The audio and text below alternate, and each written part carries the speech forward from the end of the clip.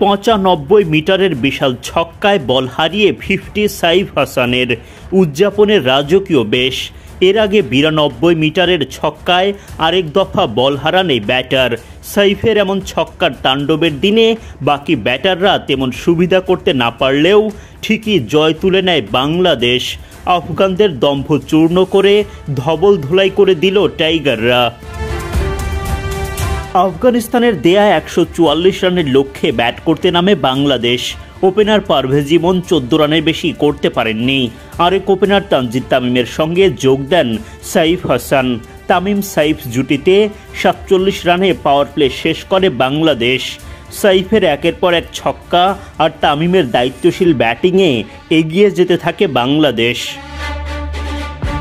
৩৩ run করে বিদায় নেন তানজিদ তামিম। দাপুটে ব্যাটিং চালিয়ে যান সাইফ। এরপর জাকের আলী অনেক ফিরে যান ১০ রান করে।